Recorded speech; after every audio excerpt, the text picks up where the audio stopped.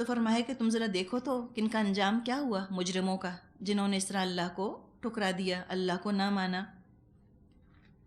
نبی اکرم صلی اللہ علیہ وسلم سے فرمایا وَلَا تَحْزَنْ عَلَيْهِمْ وَلَا تَكُنْ فِي ضَيْقٍ مِّمَّا يَمْكُرُونَ، اے نبی صلی اللہ علیہ وسلم ان کے حال پر رنج مت کیجیے اور نہ ان کی چالوں پر دل تنگ ہوئیے، آپ پریشان مت ہوئیے۔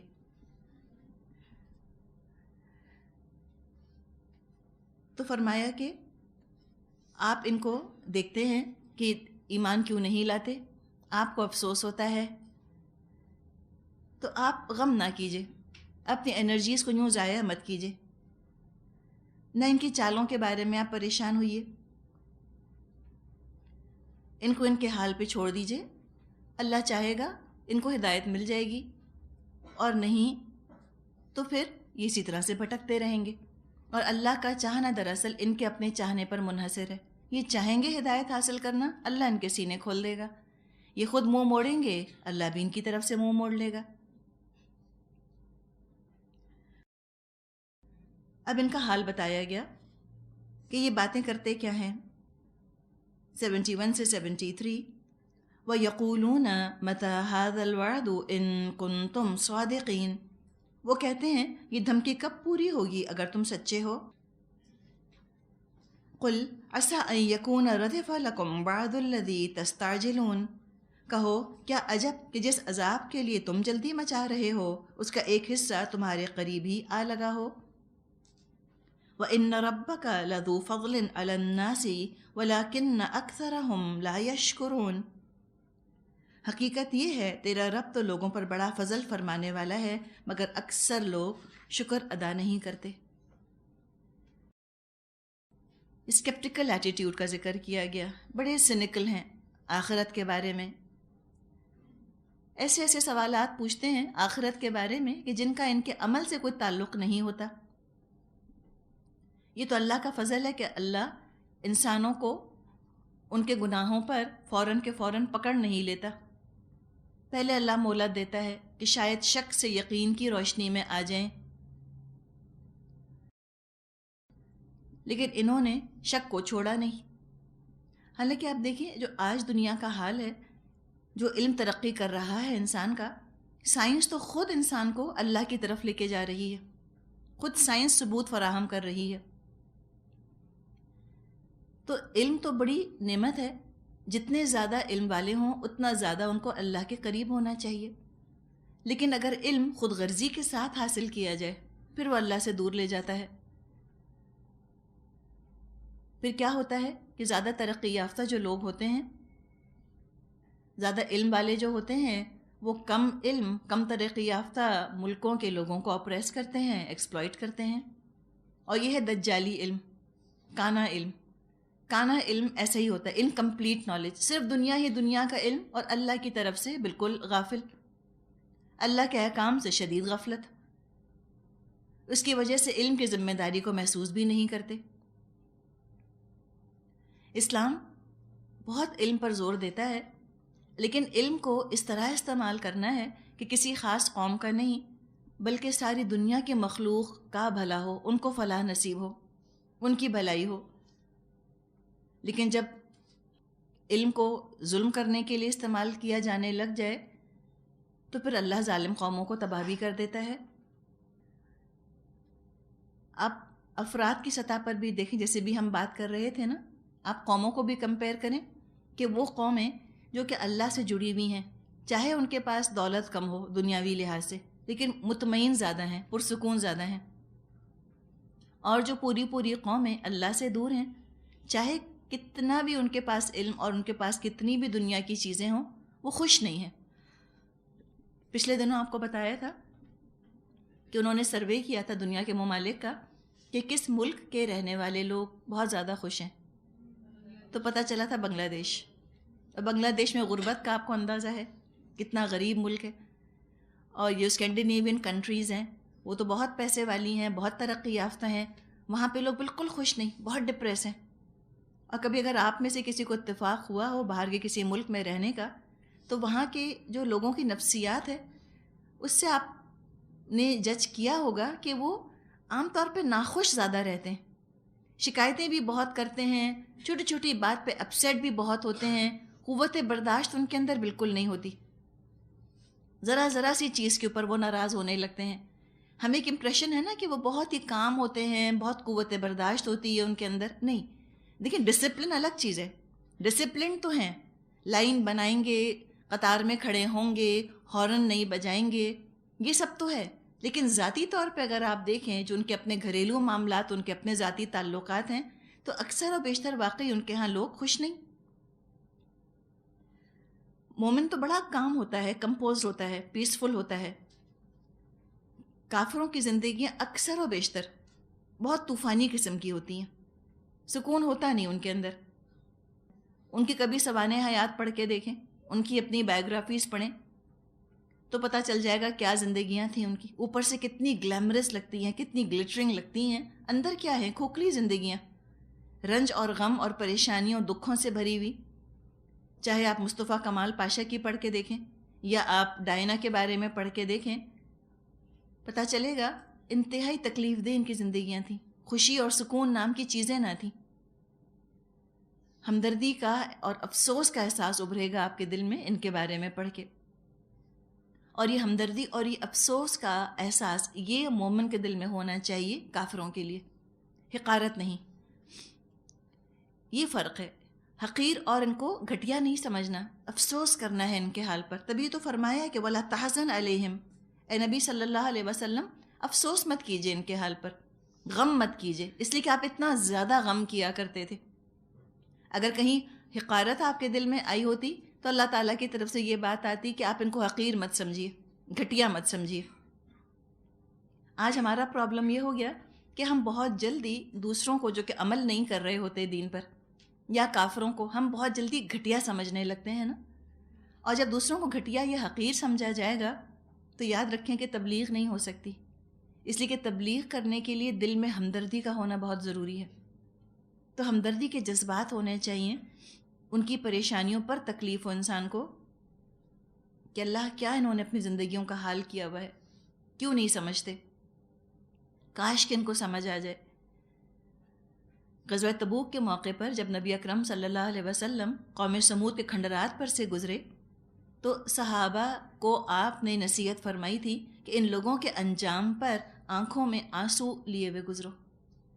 کتنی آپ دیکھیے بڑی بات ہے نا کہ ان کے انجام پر آنکھوں میں آنسو لے کر گزرو. یہ نہیں آپ نے فرمایا کہ دیکھو کیسے تباہ ہوئے، اچھا ہوا برباد ہوئے، دے ڈیزروڈ اٹ. یہ حقارت، یہ خود پسندی، یہ چیز اچھی نہیں. اس لیے کہ دوسرے کو حقارت سے دیکھنے کا مطلب کیا ہے کہ اپنے لیے خود پسندی ہے نا، obviously تبھی تو اگلا حقیر لگا. یہ تو مومن کی شان نہیں کہ وہ اپنے آپ کو اعلیٰ عرفہ سمجھے. تو دوسروں کو حقیر یا گھٹیا سمجھ کے ان کی برائیاں نہیں کرنی بلکہ افسوس کرنا ہے اور خود عبرت حاصل کرنی ہے، ان کاموں سے بچنا ہے کہ جن کاموں کی وجہ سے وہ قوم اس انجام کو پہنچی. آگے فرمایا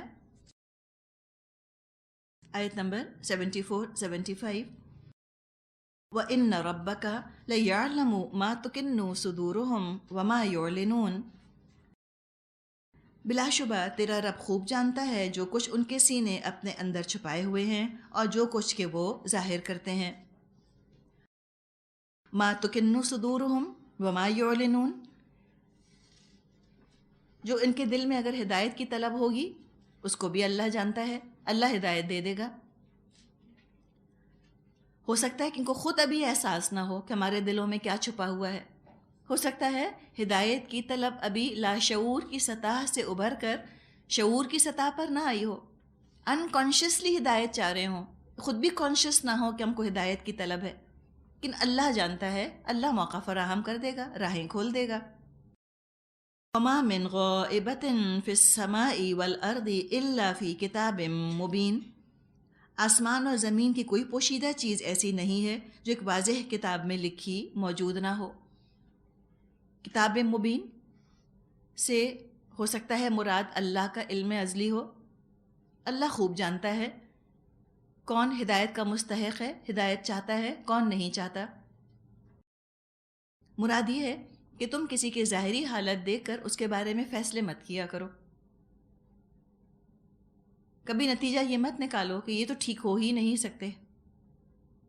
اللہ ہی بہتر جانتا ہے غیب کا حال، کل کیا ہونے والا ہے، کل کون ہدایت یافتہ ہوگا کون نہیں ہوگا. تم اپنی طرف سے کوشش کرو، تم اچھی بات بتا دو، اور وہ اچھی بات بتانا اس کا ذریعہ طریقہ کیا ہوگا؟ قرآن ہی وہ چیز ہے. فرمایا آیت 76 ان هذا القرآن يقص على بني اسرائیل اکثر الذی هم فیہ یختلفون. یہ واقعہ ہے کہ یہ قرآن بنی اسرائیل کو اکثر ان باتوں کی حقیقت بتاتا ہے جن میں کہ وہ اختلاف کرتے ہیں. اگر کوئی اختلاف کا حل نکالنا چاہتا ہے تو وہ سچے دل سے قرآن کو پڑھ لے. قرآن سب سے بڑھ کر مددگار ہوتا ہے ہدایت کے حصول میں. یہی ہدایت کا روشن چراغ ہے. وَإِنَّهُ لَهُدًى وَرَحْمَةٌ لِّلْمُؤْمِنِينَ، اور یہ ہدایت اور رحمت ہے ایمان لانے والوں کے لیے. قرآن اختلاف پیدا کرنے نہیں آیا بلکہ اختلاف مٹانے کے لیے آیا ہے. یہ اختلاف دور کرنے کی کتاب ہے. مختلف مذاہب کا فرق مٹ جاتا ہے، سارے مذاہب ضم ہو جاتے ہیں قرآن کے اندر. جو ان کی بہترین تعلیمات ہیں وہ سب اس قرآن کے اندر موجود ہیں، اور جو تحریفات ہیں وہ سب چھانٹ کے الگ کر دیتا ہے قرآن. یہ ہے فرقان، جدا جدا کرنے والا، حق اور باطل کا یہ فرق کر دیتا ہے. اللہ کے کلام اور انسان کے کلام کو اس نے چھانٹ کے الگ کر دیا. تو کوئی وجہ نہیں کہ جو لوگ اپنی کتابوں پر ایمان رکھتے ہیں وہ قرآن سے دور بھاگیں. ان کو تو آگے بڑھ کر اس قرآن کا استقبال کرنا چاہیے. بنی اسرائیل بہت سے کنفیوژنز کا شکار ہو چکے تھے اس وقت تک جب تک کہ قرآن نازل ہوا. بہت سی باتوں کے بارے میں خود ان کو علم نہ تھا کہ یہ ہمارے علماء کی ایجاد کردہ ہیں یا اللہ کی طرف سے حکم یہ دیا گیا ہے. اور پھر ہوا یہ تھا کہ چونکہ انسانی کلام، انسانی احکامات بہت سارے ان کی شریعت میں شامل ہو گئے تھے، ان کی شریعت بہت سخت ہو گئی تھی، بہت مشکل ہو گئی تھی، بھاری ہو گئی تھی. تو ان کو تو آگے بڑھ کر قرآن کو ویلکم کرنا چاہیے. اور وہ پہچان چکے ہیں خوب اچھی طرح نبی اکرم صلی اللہ علیہ وسلم کو بھی اور قرآن کو بھی. یعرفونہ کما یعرفون ابناءہم، یہ تو ایسے پہچانتے ہیں اس کو جیسے اپنے بیٹوں کو پہچانتے ہیں. تو جو ایمان اس پر لے آئے اس قرآن پر، تو قرآن تو پھر اس کے لیے ہدایت بھی ہے اور رحمت بھی ہے. سب ایک دین پر آ جائیں گے، سب کے اختلافات مٹ جائیں گے. عبادت رب پر جوڑتا ہے قرآن. تو مومن جب اس پر متفق رہیں گے، اس کو مضبوط تھام کر رکھیں گے، ان کے لیے ہدایت کا، رحمت کا ذریعہ بن جائے گا قرآن. لیکن اگر کوئی بد نیتی کے ساتھ قرآن کو پڑھتا ہے، نیت میں ہی فطور ہے، نیت میں ہی خرابی ہے. جیسے دو انسان ہیں، ایک سورج کو دیکھنا چاہتے ہیں سچائی کے ساتھ. ان کے اندر طلب ہے کہ ہم دیکھیں تو سورج کی روشنی کس رنگ کی ہے. کھلی آنکھوں سے دیکھیں گے نظر آ جائے گا. کہ ایک جس کو تعصب ہے، اس کو لال رنگ پسند ہے اور وہ یہ ثابت کرنا چاہتا ہے کہ سورج کی روشنی لال ہے، اور وہ اپنی آنکھوں کے اوپر لال رنگ کی اینک چڑھا لے تو اس کو تو پھر سورج کی روشنی لال ہی نظر آئے گی. تو جس کو اپنا تعصب ہی پیارا ہے اور تعصب کی نظر سے جو قرآن کو دیکھے گا تو وہ اپنے تعصب کے لیے دلائل نکال لے گا، اپنے مخصوص نظریے کے پیچھے وہ قرآن کو چلا دے گا. تو مسلمان بھی اگر قرآن کو اپنے اختلافات کو ہوا دینے کے لیے اور فرقہ واریت کو ہوا دینے کے لیے استعمال کریں گے تو پھر قرآن ہدایت کا اور اتفاق کا ذریعہ نہ رہے گا ان کے لیے، بلکہ ہر فرقہ اپنے نظریات کی روشنی میں عجیب و غریب من مانے مطلب اس کے نکال لے گا. لوگوں نے شرک تک کی دلائل تلاش کر لیے قرآن سے، خود بھی گمراہ ہو گئے اور اپنے پیچھے آنے والوں کو بھی بھٹکایا، ان کو بھی گمراہ کیا. نبی اکرم صلی اللہ علیہ وسلم نے اس بات سے ہم کو خبردار کر دیا ہے کہ امت فرقے فرقے ہوگی. حدیث میں مضمون آتا ہے کہ مسلمان 74 فرقوں میں بٹ جائیں گے، 74 سیکٹس. اور 74 سے مطلب ضروری نہیں ایگزیکٹ 74، مراد ہے بہت سے فرقوں میں مسلمان بٹ جائیں گے، اور ایک کے علاوہ سب فرقے جہنمی ہوں گے۔ تو مسلمان ہیں اور پھر بھی جہنم میں جائیں گے، قرآن پڑھیں گے اور پھر بھی۔ وجہ کیا ہے کہ پہلے کوئی ارادہ کر لیا اور پھر قرآن پڑھنا شروع کیا۔ وہ کسی نے کہا ہے نا کہ خود بدلتے نہیں، قرآن کو بدل دیتے ہیں۔ قرآن ہی سے رسول کی نافرمانی کے دلائل بھی نکال لیں گے، قرآن ہی سے شراب کو حلال کرنے کے دلائل بھی نکال لیں گے، قرآن ہی سے سود کو حلال کرنے کے دلائل نکال لیں گے۔ تو جو چاہے اپنی طرف سے اپنی مرضی سے انٹرپریٹ اگر کرنا چاہے تو وہ کر لے، لیکن پھر اس کی اپنی مرضی قیامت کے دن اس کو فائدہ نہ دے گی۔ پھر یہ قرآن قیامت کے دن ایسا قرآن کا پڑھنا اس کو جہنم سے بچا نہ سکے گا۔ تو ہم جب قرآن پڑھنا شروع کریں تو ہم کیا کریں؟ ڈر تو لگتا ہے نا کہ اللہ ایسا نہ ہو، ہم سمجھ رہے ہیں کہ ہم ہدایت پر ہیں تو ہم گمراہ نہ ہو جائیں کہیں۔ تو اپنی نیت کو انسان سب سے پہلے پاک کرے اور اللہ کی خاطر پڑھے، یہ بھی یاد رکھیں۔ ہم کہتے ہیں ہاں تو اللہ کے نہیں تو پھر کس کی خاطر ہم پڑھ رہے ہیں؟ بعض دفعہ ہم شخصیات کی خاطر پڑھنے لگتے ہیں، کہتے ہیں کہ فلاں پڑھائے گا تو ہم پڑھیں گے، فلاں سنائے گا تو ہم سنیں گے، ورنہ نہیں۔ ہمیں تو بس فلاں کا سٹائل ہی اچھا لگتا ہے، کسی اور سے سننا ہم کو اچھا ہی نہیں لگتا۔ یہ طریقہ بہت خطرناک ہے۔ اس طرح اپنے آپ کو انسان کلی طور پہ ایک شخص کے حوالے مت کر دے، ایک شخص کے حوالے نہ کرے۔ اللہ نہ کرے کل کو وہ بھٹک گیا تو کیا سب بھٹکیں گے اس کے پیچھے؟ تو نیت اپنی درست رکھے کہ اللہ ہم قرآن کو پڑھ رہے ہیں تیری خاطر، اللہ کی خاطر پڑھے، اللہ ہم کو تیری بات سننی ہے اور ہم کو اس قرآن پر اس طرح عمل کرنا ہے، ہمیں اس قرآن کو اس طرح سمجھنا ہے اللہ جیسے کہ تو چاہتا ہے۔ ہمیں تو تجھے راضی کرنا ہے نا، تو اللہ ہم کو وہاں لے جا جہاں صحیح بات کوئی ہم کو بتا رہا ہو۔ ہمیں تو بات سے مطلب ہے کہ بات درست ہو، بتانے والا کوئی بھی ہو۔ یہ نہیں دیکھنا کون بتا رہا ہے، یہ دیکھنا ہے کیا کہہ رہا ہے۔ اچھی بات کہہ رہا ہے تو ہم سب سے بڑھ کے حقدار ہیں کہ ہم بڑھ کر اس بات کو قبول کر لیں۔ اور جب اللہ کو آگے رکھا جائے گا انشاءاللہ تعالی شخصیت پرستی پر شروع نہیں ہوگی۔ دراصل یہ کلٹس نے، شخصیت پرستی نے مسلمانوں کو بانٹ دیا ہے، فرقے فرقے کر دیا ہے۔ پھر وہ قرآن کا پڑھانے والا بتانے والا ایسا دل میں اتر جاتا ہے، اس کی محبت ایسی پیوست ہو جاتی ہے دل کے اندر کہ وہ خود بت بن جاتا ہے پوجا جانے والا۔ وہ سیاہ کا سفید کر دے، سفید کا سیاہ کر دے، کہتے ہیں ہاں یہ کہہ رہا ہے تو ٹھیک کہہ رہا ہوگا، یہ ہمارا استاد، یہ تو غلط کہہ نہیں سکتا۔ تو خدا ہی بنا دیا نا، اس لیے کہ صرف اللہ ہے جس کی بات غلط نہیں ہو سکتی، اور صرف رسول تھے صلی اللہ علیہ وسلم کہ جو دین کے معاملے میں غلطی نہیں کرتے تھے۔ اس کے بعد تو سب عام انسان ہیں، سب سے غلطیاں ہو سکتی ہیں۔ تو کسی کو اس طرح پیڈسٹل کے اوپر کبھی نہ چڑھائیں، کبھی مت بٹھائیں، سپر ہیومن کبھی مت سمجھیں کسی انسان کو، اپنے جیسا آرڈینری انسان سمجھیں کہ ہاں یہ کوشش کر رہا ہے، ہم بھی الرٹ ہو کر اس کی بات سنیں اور دعا کرتے جائیں اپنے لیے کہ اللہم وفقنا لما تحب و ترضی۔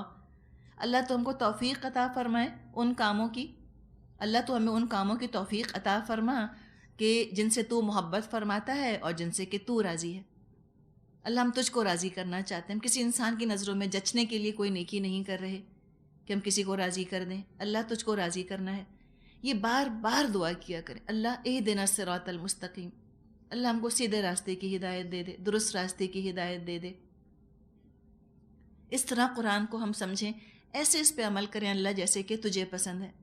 ہم آخرت میں سرخرو ہونا چاہتے ہیں تیرے سامنے، ہم تیرے سامنے کامیاب انسان کے طور پہ آنا چاہتے ہیں کہ جب تو ہم سے ملاقات کرے تو تو خوش ہو جائے ہم سے، اور تو شاباشی ہم کو دے کہ ہاں بہت اچھا عمل کیا تم نے، بالکل ٹھیک کام کیا۔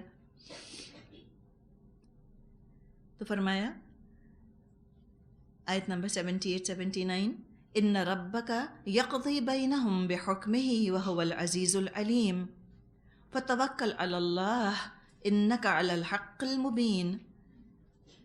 یقیناً اسی طرح تیرا رب ان لوگوں کے درمیان بھی اپنے حکم سے فیصلہ کر دے گا، اور وہ زبردست اور سب کچھ جاننے والا ہے۔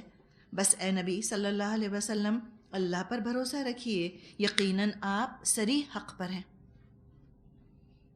نبی اکرم صلی اللہ علیہ وسلم کو بھرپور تسلی دی گئی۔ سورہ نمل مکی دور کی صورت ہے، کیا پریشر ہوگا لوگوں کا آپ کے اوپر کہ آپ چھوڑیے اس دین کو جو آپ لے کر آئے ہیں، ہماری پیروی کیجیے، آبا و اجداد کے دین کو پھر سے اپنا لیجیے۔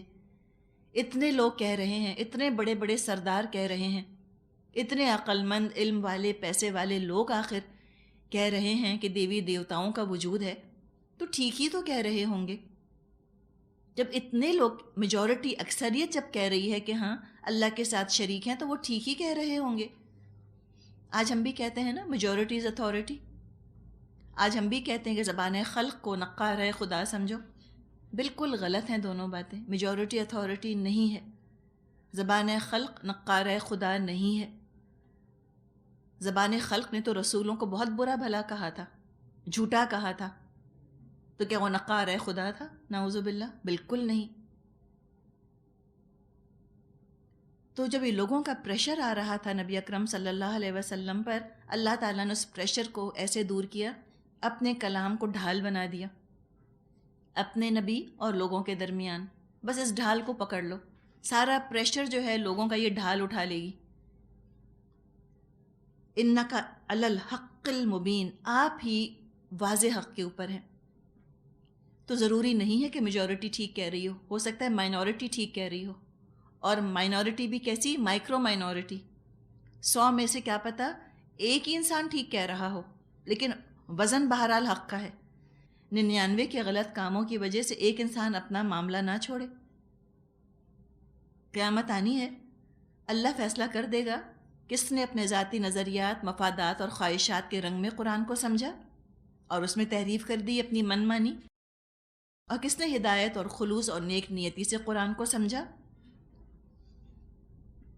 تو نبی اکرم صلی اللہ علیہ وسلم کو تسلی دی کہ آپ 100% حق پر ہیں، آپ بالکل ٹھیک ہے، آپ جمے رہیے، آپ ڈٹے رہیے، آپ بالکل ٹھیک قرآن کی تفسیر فرما رہے ہیں۔ اور یہ جب بھی ہم نے بات کی کہ مسلمان امت 74 فرقوں میں تقسیم ہو جائے گی اور صرف ایک فرقہ جو ہے وہ نجات پائے گا، تو صحابہ نے پوچھا تھا نبی اکرم صلی اللہ علیہ وسلم سے کہ وہ ناجی فرقہ کون سا ہوگا، نجات پانے والا؟ تو آپ نے فرمایا تھا ما انا علیہ و اصحابی، وہ فرقہ جو اس راستے پر ہوگا جس پر کہ میں ہوں اور میرے صحابہ کے راستے پر جو ہوگا۔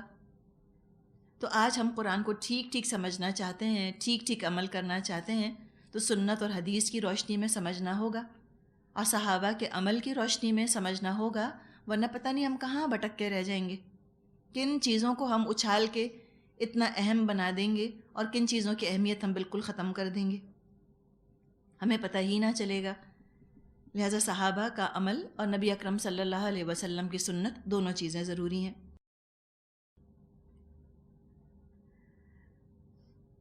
آگے فرمایا آیت نمبر 80-81، اِنَّكَ لَا تُسْمِعُ الْمَوْتَى وَلَا تُسْمِعُ الصُّمَّ الدُّعَاءَ إِذَا وَلَّوْا مُدْبِرِينَ وَمَا أَنْتَ بِهَادِ الْعُمْيِ عَنْ ضَلَالَتِهِمْ إِن تُسْمِعُ إِلَّا مَن يُؤْمِنُ بِآيَاتِنَا فَهُمْ مُسْلِمُونَ۔ بس اے نبی صلی اللہ علیہ وسلم، آپ مردوں کو نہیں سنوا سکتے، نہ ان بہروں تک اپنی پکار پہنچا سکتے ہیں جو پیٹھ پھیر کر بھاگے جا رہے ہوں، اور نہ اندھوں کو راستہ بتا کر بھٹکنے سے بچا سکتے ہیں۔ آپ تو اپنی بات انہی لوگوں کو سنا سکتے ہیں جو ہماری آیات پر ایمان لاتے ہیں، پھر فرما بردار بن جاتے ہیں۔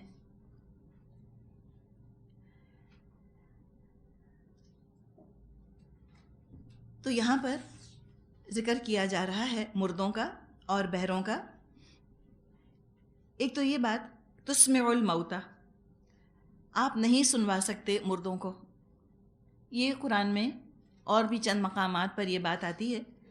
اب اس میں تھوڑا سا مفسرین کے درمیان اختلاف رائے پایا جاتا ہے اس بات پر کہ کیا مردے سن سکتے ہیں یا مردے نہیں سن سکتے۔ جو احادیث ہمارے سامنے آتی ہیں اس میں یہ مضمون واضح ہوتا ہے کہ بعض مقامات پر، بعض موقعوں پر نبی اکرم صلی اللہ علیہ وسلم نے مردوں کو مخاطب فرمایا تھا۔ مثال کے طور پہ بدر کی جنگ کے بعد آپ نے مشرکین جو قتل ہو چکے تھے ان کو مخاطب فرما کر یہ بات کہی تھی کہ کیا تم نے اللہ کے وعدوں کو سچا پا لیا، یعنی اس طرح کا مضمون آتا ہے، ان سے خطاب کیا تھا۔ تو لوگوں نے پوچھا تھا کہ کیا مردے سنتے ہیں؟ آپ نے فرمایا تھا کہ جیسے تم سن رہے ہو ویسے ہی سنتے ہیں۔ اب اس میں جو لفظ سمجھنے کا ہے وہ ہے کہ تسمع الموتى، اے نبی آپ نہیں سنوا سکتے۔ اب مردے سنتے ہیں یا نہیں؟ بات یہ ہے کہ کوئی انسان نہیں سنوا سکتا مردوں کو، اللہ ہی چاہتا ہے تو سنواتا ہے۔ اب یہ اللہ کی اپنی مرضی ہے، اس کی اپنی مشیت ہے، چاہے تو کسی کو سنوا دے، وہ چینل کھول دے، کنیکشن جوڑ دے، مردہ سن لے، اور اللہ نہ چاہے تو نہ سنوائے۔ بہرحال مردے سنتے ہیں یا نہیں سنتے، اتنی بات یقینی ہے کہ ان سے دعا کرنے کو منع کیا گیا۔ اب کوئی اس کو دلیل بنا لے کہ مردے سنتے ہیں تو چلو ہم چل کے دعا مانگنا شروع کر دیں قبروں کے اوپر، یہ دلیل غلط ہے۔ اگر وہ سنتے ہیں تو بھی تمہاری مدد نہیں کر سکتے، تو ان سے دعا تو مانگنی نہیں، تم کو دعا تو مانگنی ہے صرف رب سے۔ اور جب نہیں سنتے تو پھر ان سے دعا کرنا بالکل بیکار، فائدہ کیا جب وہ سن ہی نہیں سکتے۔ تو ایک تو یہ بات سماع موتا کے بارے میں کہ جو حقیقتاً مردے ہیں وہ سنتے ہیں یا نہیں، اور یہ ایک ابس بحث ہے، بیکار کی بحث ہے۔ اگر وہ سنتے ہیں تو بھی ہمیں فائدہ کچھ نہیں، اور وہ نہیں سنتے تو بھی ہم کو فائدہ کچھ نہیں، وہ ہم کو فائدہ نہیں دے سکتے، بات اتنی سی ہے۔ دوسرے تسمع الموتى، یہاں کچھ مفسرین نے یہ کہا ہے کہ یہاں موتا سے مراد وہ لوگ ہیں جن کی روحیں مر گئیں، جسمانی طور پہ تو زندہ ہیں، چلتے پھرتے مقبرے ہیں، جانوروں کی طرح ہیں، ان کا حیوانی وجود زندہ ہے، روحانی وجود مردہ ہو چکا۔ جن کی حق اور ہدایت کی طلب مر چکی ہو، وہ بہترین سے بہترین بات احسن الحدیث بھی سننا پسند نہیں کرتے۔ اور فرمائے کہ وَلَا تُسْمِعُ الصُّمَّ الدُّعَاءَ، آپ بہروں کو نہیں سنوا سکتے جبکہ وہ پیٹھ موڑ کر بھاگے بھی جا رہے ہوں۔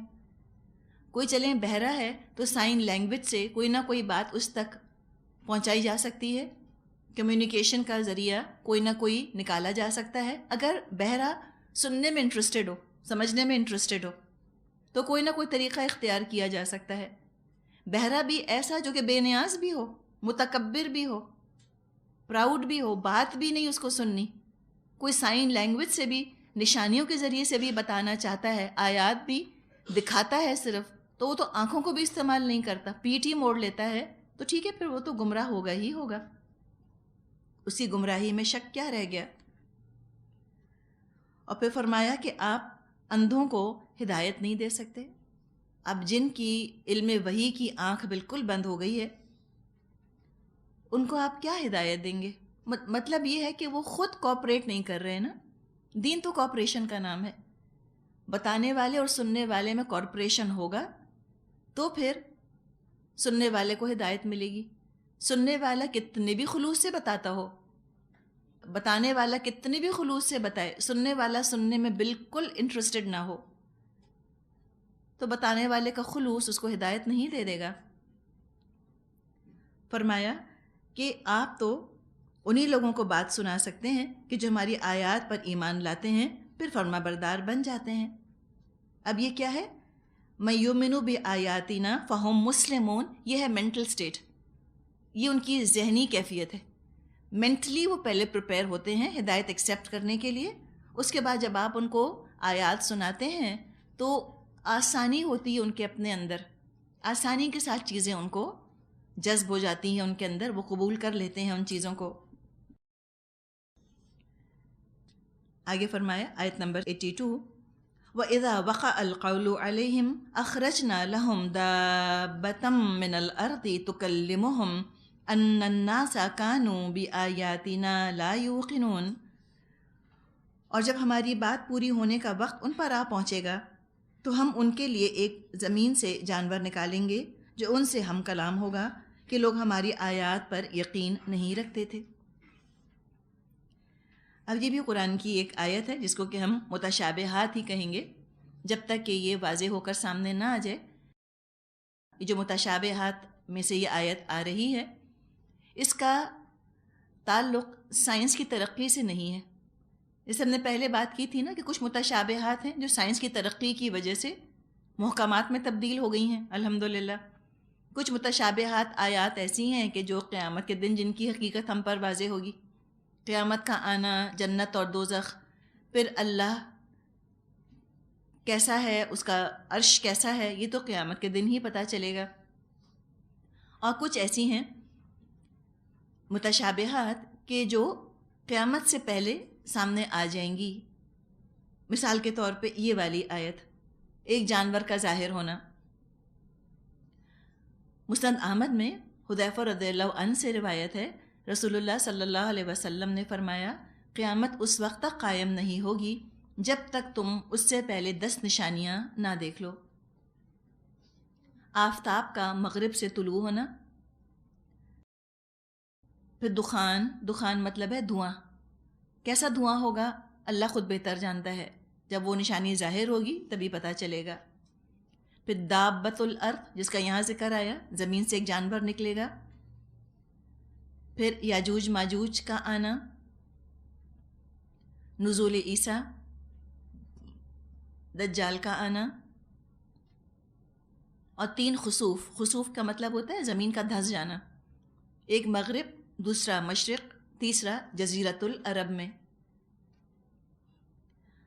اور پھر ایک آگ ہوگی جو عدن سے نکلے گی اور لوگوں کو حشر کے میدان کی طرف ہانک کر لے جائے گی۔ تو یہ چند نشانیاں ہیں جو کہ نبی اکرم صلی اللہ علیہ وسلم نے بتائی تھیں۔ اب یہ کرونالوجیکل آرڈر میں نہیں ہے اس وقت، ہم کہہ نہیں سکتے ان میں سے پہلی کون سی ہوگی اور بعد میں کون سی ہوگی، یہ تو خود اللہ بہتر جانتا ہے۔ جہاں تک اس جانور کا تعلق ہے، روایات میں آتا ہے کہ مکہ مکرمہ میں کوہ صفا پھٹے گا۔ صفا اور مروہ ہے نا جس کے درمیان سعی کی جاتی ہے، تو روایات میں آتا ہے کہ صفا کی پہاڑی پھٹے گی اور اس میں سے جانور نکل آئے گا۔ اس جانور کے نکلنے کے بعد امر بالمعروف نہی عن المنکر کے احکامات ختم ہو جائیں گے اور کوئی کافر اسلام قبول نہ کرے گا۔ سمجھے ایک طرح کی تھریش ہولڈ ہوگی یہ۔ اب یہ جانور ہے، یہ اکیلا ہوگا یا ہو سکتا ہے پوری نسل ہو، کیا اپنی زبان میں بات کرے گا، لوگ جانور کی زبان سمجھیں گے، یا یہ انسانی زبان میں بات کرے گا، واللہ عالم، کہہ نہیں سکتے۔ لیکن اتنا پتہ چلتا ہے کہ کوئی دنیا میں امر بالمعروف نہیں عن المنکر کرنے والا نہ رہے گا تو اللہ تعالیٰ جانور کے ذریعے سے یہ کام کروائے گا۔ یہ لوگوں سے خطاب کرے گا، لوگوں سے بات کرے گا۔ کیسے کرے گا کہ جینیٹک انجینئرنگ کے ذریعے کوئی جانور ایسا بن جائے گا جو انسانوں کی زبان بولنے لگ جائے، واللہ عالم، ہم کچھ نہیں کہہ سکتے، متشابہات میں سے ہے یہ چیز۔ آیت نمبر 83 سے شروع کرتے ہیں۔ قیامت کا ذکر کیا جا رہا ہے۔ وَيَوْمَ نَحْشُرُ مِن كُلِّ أُمَّةٍ فَوْجًا مِّمَّن يُكَذِّبُ بِآيَاتِنَا فَهُمْ يُوزَعُونَ۔ اور ذرا تصور کیجئے اس وقت کا جب ہم ہر امت میں سے ایک فوج کی فوج ان لوگوں کی گھیر لائیں گے جو ہماری آیات کو جھٹلایا کرتے تھے، پھر ان کو ان کے اقسام کے لحاظ سے درجہ بدرجہ مرتب کیا جائے گا۔ یوزعون کا لفظ پہلے بھی آ چکا ہے، سلیمان علیہ السلام کے ضمن میں، ضبط میں رکھا جانا، نظم کے ساتھ کسی کو رکھنا۔ مادہ اس کا واو زا عین ہے۔ مطلب یہ ہے کہ پہلے آنے والے لوگوں کو روکنا، ان کو روک کے رکھنا کہ پیچھے والے بھی آ کر ان کے ساتھ مل جائیں، جس کو آج ہم قطار بنانا کہتے ہیں، لائن بنانا۔ تو فرمایا کہ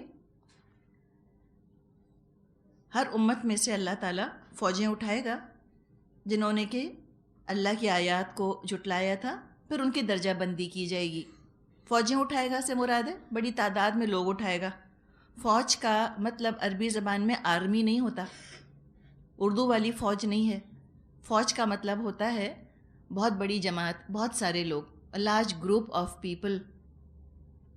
یہ آرمیز کے لیے لفظ نہیں آتا، آرمی کے لیے لفظ آتا ہے قرآن میں جند، گروہ۔ یہ چھوٹا سا گروہ ہے، یہ ایک فوج ہے چھوٹی سی، جندن۔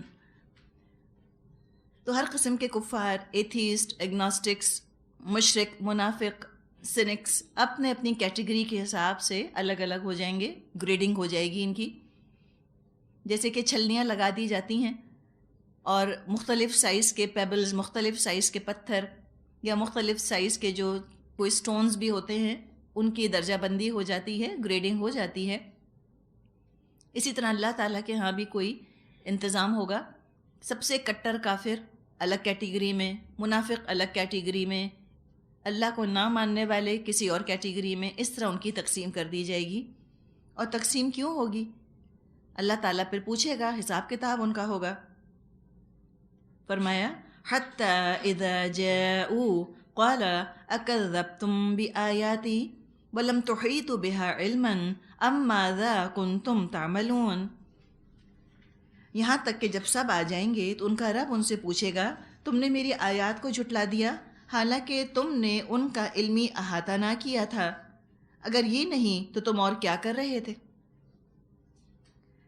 اب یہ جو آیات آتی ہیں جس میں کہ اللہ تعالیٰ کی ڈائریکٹ سپیچ آتی ہے، اللہ تعالیٰ کی طرف سے یہ بات بتائی جاتی ہے کہ کیسے فردن فردن لوگوں سے اللہ حساب کتاب لے گا، خود اللہ کلام کرے گا ان سے۔ تو جو دنیا میں اللہ کا کلام پڑھتے رہے وہ تو بالکل کمفرٹیبل ہوں گے نا، وہ تو اللہ کے کلام سے فیملیئر تھے، آشنا تھے، محبت کرنے والے تھے۔ ان کی تو زندگی کی سب سے بڑی خوشی اس بات پہ منحصر تھی کہ اپنے رب سے ہم ملاقات کریں اس حال میں کہ ہمارا رب ہم سے راضی ہو۔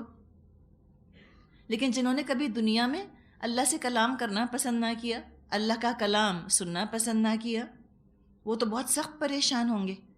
بالکل اجنبی تجربہ ہے، اسٹرینج ایکسپیرینس ہوگا ان کے لیے۔ ان کو تو عادت ہی نہیں تھی اس چیز کی، نہ کبھی نماز کے ذریعے اپنے رب سے کلام کیا اور نہ قرآن کے ذریعے کبھی رب کا کلام پڑھا۔ وہ تو انسانوں کے کلام کی خوبصورتی میں اور اس کے حسن میں ہی گم ہو کر رہ گئے۔ لوگوں کی باتوں کا جادو ہی ایسا سر چڑھ کر بولا کہ اللہ کی بات ان کو اچھی نہ لگتی تھی، انسانوں کے کلام کی رنگینی میں کھو کے رہ گئے، اللہ کا کلام ان کو حسین لگا ہی نہ۔ تو ان کے لیے بڑا ہی یہ ہلا دینے والا تجربہ ہوگا، خوف زدہ کرنے والا تجربہ ہوگا۔ اور قرآن میں تو اللہ کہیں پیار سے بات کرتا ہے، کہیں غصے سے بات کرتا ہے، لیکن جب یہ اللہ کے سامنے کھڑے ہوں گے جنہوں نے کبھی اللہ کی پیار والی بات بھی نہ سنی ہوگی، تو ان سے تو صرف جو بات کی جائے گی وہ تو غصے ہی سے بات کی جائے گی۔ پوچھا جائے گا اکذبتم بآیاتی، کیا تم نے جھٹلایا تھا میری آیات کو؟ اب دنیا میں تو کتنے لوگ اس چیز کو کانفیڈنس کا نام دے دیتے ہیں نا، بولڈ ہونے کا، کہ ہاں ہاں ہم نہیں مانتے، وی ڈونٹ بلیو اٹ، اور سمجھتے ہیں بہت لبرل تھنکرز ہیں، ہم عقل مند اتنے ہیں، ہم اتنے اعلیٰ تعلیمی یافتہ ہیں کہ ہمارا دل نہیں مانتا کہ قرآن جو کچھ کہہ رہا ہے وہ ٹھیک ہو سکتا ہے۔ کیا میڈیویل باتیں ہیں، بیک ڈیٹڈ بیکورڈ چیزیں ہیں۔ ان کو لگتا تھا کہ اٹس بینیتھ دیئر ڈگنیٹی، ان کے مقام سے بہت گری ہوئی یہ چیز ہے کہ وہ قرآن کو پڑھیں، اس کا مطالعہ کریں۔ ان کا خیال تھا کہ جاہلوں کے پڑھنے کی چیز ہے قرآن، فارغ لوگوں کے، بیکار لوگوں کے پڑھنے کا کلام ہے یہ۔ ہم اتنے مصروف، we are so highly educated, ہم تو اتنے اعلیٰ تعلیمی یافتہ ہیں، ہمارے پاس ٹائم ہی نہیں، we don't think it is necessary, Quran پڑھنے کی کیا ضرورت ہے؟ تو اللہ پوچھے گا اچھا بتاؤ تم نے جھٹلایا تھا؟ اب وہ ساری جو ان کی علمیت ہے، سارا جو خناس ان کے دماغ میں سمایا ہوا تھا، سب ہوا ہو جائے گا۔ اللہ وجہ پوچھے گا، بتاؤ ذرا جھٹلانے کی وجہ کیا ہے؟ ایکسپلینیشن کال کی جائے گی، کیوں نہیں مانا میری آیات کو، یا مان کر تم نے عمل کیوں نہیں کیا؟ کیا سوچتے رہے؟ کیا تم کو ثبوت مل گیا تھا کہ قرآن کے احکامات، قرآن کا جو لیجسلیشن ہے، جو قرآن کے سسٹمز ہیں، جو قرآن کے مشورے ہیں، یہ سب غلط ہیں، جھوٹے ہیں یا امپریکٹیکل ہیں؟ کوئی پروف ملا تھا تم کو؟ یا وَلَمْ تُحِيطُوا بِهَا عِلْمًا، یا یہ کہ تم نے کوشش بھی نہیں کری اس کا علم حاصل کرنے کی، تم نے اس کتاب کو کبھی سنجیدگی سے لیا ہی نہیں، کوالٹی ٹائم نہیں دیا اس کو سمجھنے کے لیے، علم حاصل کیے بغیر، کسی ثبوت کے بغیر، صرف اندھے تعصب اور ضد کا شکار ہو کے تم نے اس کو رد کر دیا، ریجیکٹ کر دیا، بغیر تحقیق کیے، بغیر اپلائی کیے تم نے کہہ دیا اسلامی نظام تو چل نہیں سکتا۔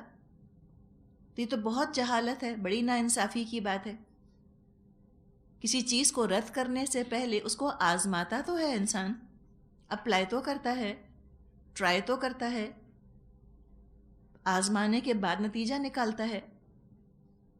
آزمائے بغیر، استعمال کے بغیر تم نے اللہ کے کلام کو کہہ دیا کہ بیکار ہے، یہ تو بڑا ظلم کیا اللہ کی آیات کے ساتھ۔ تو جب ظلم کی چارج شیٹ ان پر لگائی جائے گی تو ظالم کچھ جواب دے نہ سکیں گے۔ پوچھے گا اللہ ماذا کنتم تعملون، بتاؤ کیا عمل کرتے تھے؟ جب قرآن کو تم نے ایک طرف رکھ دیا، رد کر دیا، ریجیکٹ کر دیا، جھٹلا دیا، تو اب بتاؤ اس کو چھوڑ کے تم نے کیا عمل کرے؟ اب وہ تو کوئی پہاڑ جیسا عمل بھی لے کر آئے گا جو قرآن کے مطابق نہ ہوگا تو اللہ کے ہاں نیکی تو شمار نہ کیا جائے گا۔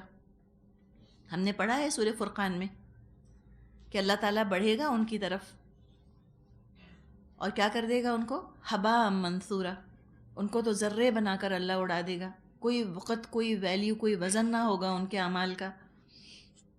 اب یہ دیکھ رہے ہوں گے سب چیزیں، سب ان کے سامنے ہو رہا ہوگا۔ وَوَقَعَ الْقَوْلُ عَلَيْهِمْ بِمَا ظَلَمُوا فَهُمْ لَا يَنطِقُونَ، اور ان کے ظلم کی وجہ سے عذاب کا وعدہ ان پر پورا ہو جائے گا، تب وہ کچھ بھی بول نہ سکیں گے، چپ لگ جائے گی، کچھ جواب دے نہ سکیں گے یہ ظالم۔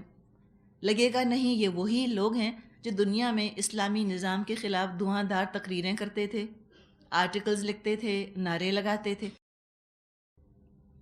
لوگوں سے بحثیں کرتے تھے، لوگوں کی جان کو آ جاتے تھے۔ کچھ لوگ اتنی زیادہ بحث کے شوقین ہوتے ہیں، پیچھا نہیں چھوڑتے آپ کا، الجھائے جائیں گے آپ کو بحثوں میں۔ یہ کیوں لکھا ہے قرآن میں، یہ کیوں آتا ہے حدیث میں، اس کا کیا مطلب ہے، یہ کیوں کہا؟ اتنی بحثیں کرتے ہیں قرآن کے خلاف، لیکن آج قیامت کے دن ایسی چپ لگ گئی، اپنا دفاع کرنے کے لیے ایک لفظ نہیں مل رہا، سارا علم کہاں کھو گیا ان کا، لا ینطقون، بول بھی نہیں سک رہے۔ اب اس سے پہلے کہ وہ وقت آئے، اللہ تعالیٰ پھر اپنی قدرت کے عجائب کی طرف نشاندہی کروا رہا ہے، توجہ دلاتا ہے ہماری، اب بھی وقت ہے، اب بھی سنبھل جاؤ، سیکھ لو۔ آیت 86، أَلَمْ يَرَوْا أَنَّا جَعَلْنَا اللَّيْلَ لِيَسْكُنُوا فِيهِ وَالنَّهَارَ مُبْصِرًا إِنَّ فِي ذَلِكَ لَآيَاتٍ لِقَوْمٍ يُؤْمِنُونَ، کیا ان کو سجھائی نہ دیتا تھا کہ ہم نے رات ان کے لیے سکون حاصل کرنے کے لیے بنائی تھی اور دن کو روشن کیا تھا؟ اسی میں بہت نشانیاں تھیں ان لوگوں کے لیے جو ایمان لاتے تھے۔ رات اور دن کا جوڑا، چاند اور سورج کا جوڑا، ہدایت اور گمراہی بھی جوڑا ہے، ایمان اور کفر بھی تو ایک جوڑا ہے۔ ہر چیز جوڑوں کی شکل میں ہے، پیر کی شکل میں ہے، اور دونوں مل کر ایک مقصد کو پورا کرتے ہیں، حقیقت ہے۔ اگر گمراہی نہ ہو اور اس کے انجام کا احساس نہ ہو کہ گمراہی کیسے ہلاک کرتی ہے انسان کو، ہدایت کی قدر نہ آئے، تو اللہ تعالیٰ نے اس کو بھی سمجھیں کہ جوڑا بنا کے رکھا ہوا ہے دنیا میں، تاکہ تم خود اپنے لیے چوز کر لو تم کو کیا چاہیے۔ شیطان موجود ہے گمراہ کرنے کے لیے، شیطان کا وجود ضروری تھا، اس کا بہکانا ضروری تھا کہ وہ آئے، وہ بہکانے کی کوشش کرے، تاکہ لوگوں کی ہمت اور لوگوں کے ارادے کا بھی امتحان ہو جائے، اور لوگ پہچان جائیں کہ یہ شیطان کے مشوروں پہ عمل کر کے، غلطی کر کے، گناہ کر کے ہم کیسے اپنے آپ کو الجھاتے ہیں، ہم کیسے اپنے آپ کو اپسیٹ کرتے ہیں۔ یہ چیز ہم سب کی آزمائی بھی ہوگی یقیناً، کہ گناہ کر کے کتنی اذیت ہوتی ہے۔ کبھی جھوٹ بول کے دیکھے انسان، پھر دیکھے، یا غیبت کر کے دیکھیں کسی کی، یا کوئی غلط چیز انسان دیکھے، خوشی ہوتی نہیں، ہو نہیں سکتی، کیسے اندر انسان الجھتا رہتا ہے۔ اگر گناہوں میں سکون ہوتا تو گناہ کرنے والے سب کتنے خوش ہوتے ہیں نا، وہ تو بہت مزہ کر رہے ہوتے زندگی میں، پھر کیوں ڈپریس ہوتے ہیں، پھر وہ کیوں خودکشیاں کرنا چاہتے ہیں، پھر انہیں کیا پرابلم ہے؟ پرابلم گناہوں کا ہے۔ دیکھنے میں بہت حسین، دیکھنے میں بہت خوشنما لگتا ہے، استعمال کریں تو کڑوا زہر ہے، تکلیف کے علاوہ کچھ نہیں دیتا انسان کو۔ تو اللہ تعالیٰ نے رات کو سکون کا ذریعہ بنایا، دن کو اللہ نے دیکھنے والا بنایا، رات اور دن یہ بھی ایک جوڑا ہے.